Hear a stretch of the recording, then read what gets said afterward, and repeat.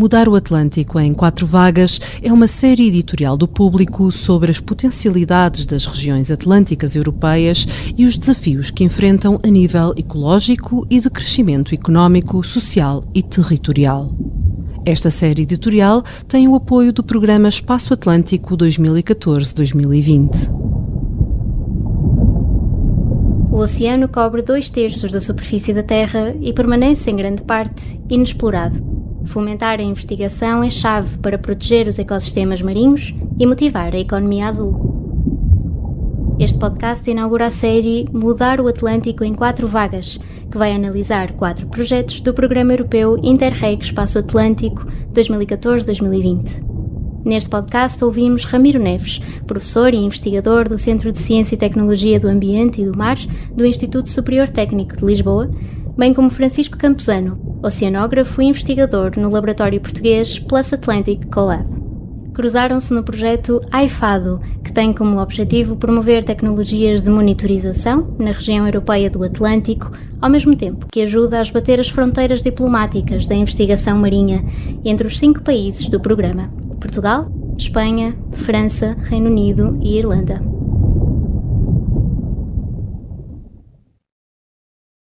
Sendo esta região atlântica europeia vista como a região do Atlântico com maior potencial para a economia azul, quais são estas potencialidades que o mar tem para nos oferecer e o que é que ainda nos falta conhecer?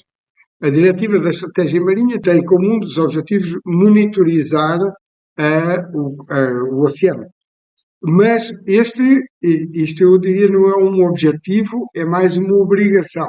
O objetivo da Diretiva da Estratégia Marinha é manter o oceano em bom estado. E isso depende de muitas variáveis, e há umas que são mais fáceis de medir e outras são mais difíceis de medir. O desafío maior do projeto era tentar ir aos lugares aos quais normalmente não vamos. Por exemplo, longe da costa. Não é preciso ir muito longe da costa para já estar em lugares nos quais não acostumamos a observar. E isso é importante porque as condições que estão no oceano ou fora da costa acabam por influenciar também a própria costa. Então, logo também tentamos ter alguns casos de estudo onde que nós levávamos estes resultados da costa para áreas mais, ou do oceano para áreas mais costeiras. Como, por exemplo, aqui fizemos algum trabalho para a área do estuário do Tejo e do Sado com maior resolução para os modelos e para os satélites. E este tipo de trabalho acaba por beneficiar a outros tipos de atores da economia azul. Podemos falar aqui, além da pesca, podemos falar da acuicultura dentro do próprio estuário, ou podemos falar até de energias renováveis marinhas. Ele está a precisar também das condições que vêm do oceano e a interação que tem com a costa. E isto é importante também para outro sector que é a pesca.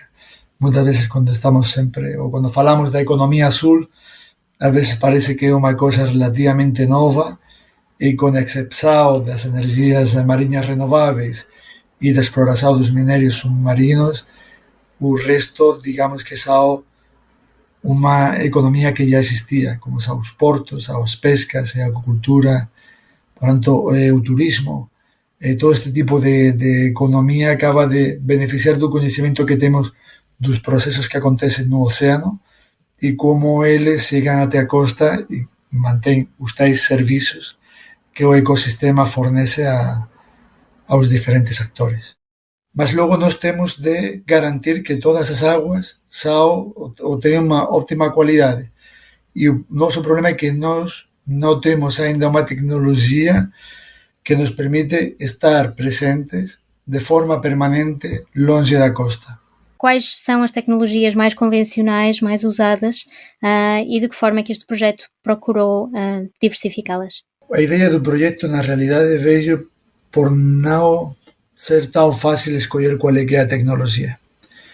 Porque esta directiva já tem algum tempo, mas queriam saber, como podemos monitorizar o oceano, especialmente o oceano com esta dimensão do oceano Atlântico, onde que é quase 25% das águas da Europa, só apenas com 12% da população. E falamos só na superfície.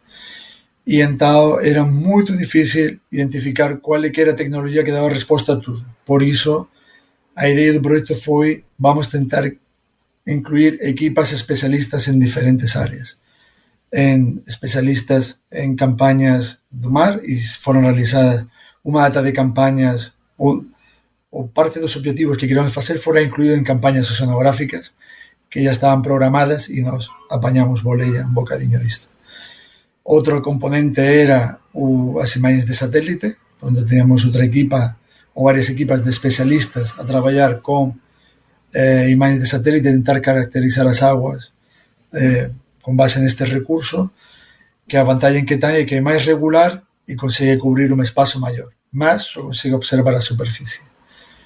Logo tiñamos os modelos numéricos, nos quais o Ramiro e eu temos traballado durante moitos anos, e que junto con outras equipas de Europa tentamos ver como estes modelos conseguían ayudar a observar ou predicer o que vai acontecer no océano até na componente vertical, que as outras tecnologías ten maior dificultade.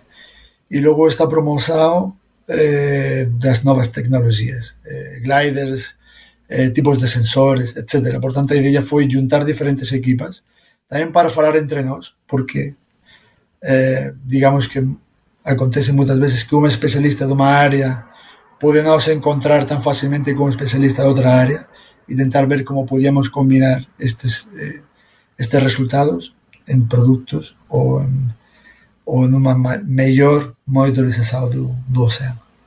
Para nós conseguirmos caracterizar o oceano com tão poucos valores, portanto, temperatura, salinidade, oxigênio dissolvido e clorofila, nós precisamos de outras ferramentas. E essas ferramentas são, por um lado, os cruzeiros tradicionais, em que as pessoas vão ao oceano num navio e descem umas garrafas na coluna d'água e vão colhendo água e depois fazem análise em laboratório, e então aí podem medir os nutrientes, podem medir a matéria orgânica, podem medir tudo o que se consegue medir no laboratório. O problema, então, disto é que é preciso ir lá no navio, que é caro, é preciso, e não se consegue medir muitos pontos, porque o navio, se conseguir medir numa centena de pontos, já trabalharam muito.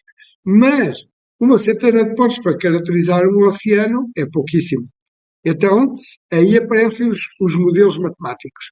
E os modelos matemáticos descrevem a hidrodinâmica, portanto, o movimento da água, e o transporte das várias propriedades, e simulam o crescimento da clorofila em função dos nutrientes.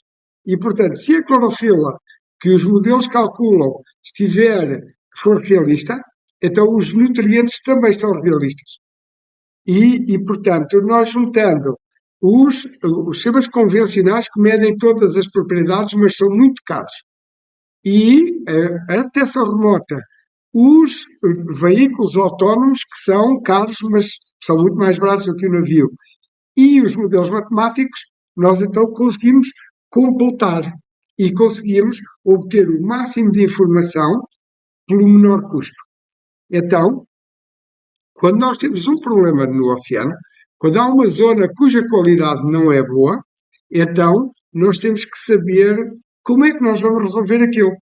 E, portanto, temos que fazer o diagnóstico do problema. Aí os modelos ajudam, porque relacionam aquela variável com outras variáveis.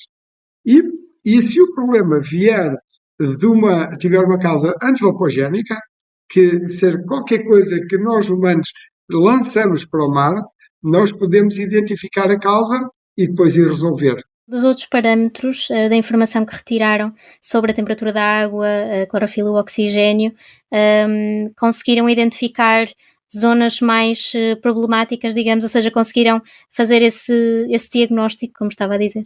Portanto, a temperatura e a salinidade são medidas porque estes dois parâmetros, mais o vento, determinam a forma como a água circula no oceano. E a circulação oceânica é o que determina tudo, não é? Portanto, a forma como a água circula no oceano é que redistribui o calor, redistribui os nutrientes, dá origem à produção de comida no oceano. Tudo isto está relacionado com a circulação oceânica. E por isso com a temperatura e a salinidade. A salinidade também depende da temperatura, porque depende da evaporação da água. Quanto mais quente, mais evapora, mais salgada fica. Nós temos estado a recolher dados de forma sistemática y obviamente aquí es un poco difícil tirar con tan pocos dados este tipo de problemas. Aquí, por exemplo, os satélites ten sido unha tecnoloxía que ha ayudado moito para dar ese sinal de alarma de cuáles son os riscos que estamos a correr con as temperaturas, porque conseguimos ter unha imaxe relativamente boa da superficie da agua e de forma regular. E entón, para o estudo do que agora se coñece como as ondas de calor mariñas, as marine heat waves, esta tecnoloxía ten sido óptima. Mais ver como podemos ainda mellorar cada un dos produtos individuais a usar diferentes tipos de tecnoloxías. Porque nós non temos repetido o mesmo exercicio cada ano no mesmo lugar ou de unha forma máis sistemática, sino máis demostrar como podíamos facer este tipo de exercicios. Os dados que temos recollido de cualquier das formas ten sido dados que xa ao logo fornecidos a bases de dados globais en formato estándar. Por tanto, cualquier persoa que logo nun futuro veña a analizar o que sería todos os dados existentes no Atlántico vai ter a súa disposición os dados que recollemos durante o proxecto. E isto, ao final, vai ayudar a facer unha análise maior, mas o análise non era parte da nosa misión, mas a recolle dos dados ten sido, por exemplo, esta misión que agora está quase a concluir, que chamamos Panoramic, e que é unha misión coordenada por todo o Atlántico con diferentes gliders, desde a Irlanda até as Illas Canarias, en España, e no percurso e na viaxe ele está a recoller os dados e cando va á superficie está a enviar os dados. A instituición científica da Europa ou do mundo que queira acceder a estas bases de dados e queira acrescentar estes valores no seu análise está totalmente disponíveis. Por tanto, nós non somos quen facemos o análise en particular ou non é un das preocupacións deste proxecto, mas estamos a contribuir que estes dados servan para analisar a tal situação. Havendo uma conjugação de esforços entre estes países que estão em contacto com o Atlântico e que têm a responsabilidade de o monitorizar, será mais fácil, unindo-se, poder ganhar aqui mais força no conhecimento do Atlântico. Essa também foi uma das vossas principais missões? O objetivo do projeto era desenvolver capacidade. E o utilizador dessa capacidade são os organismos públicos que têm que implementar a diretiva. Portanto, o nosso objetivo não é substituir os organismos públicos que fazem a monitorização e que fazem a implementação da diretiva. O nosso objetivo é produzir tecnologia para eles.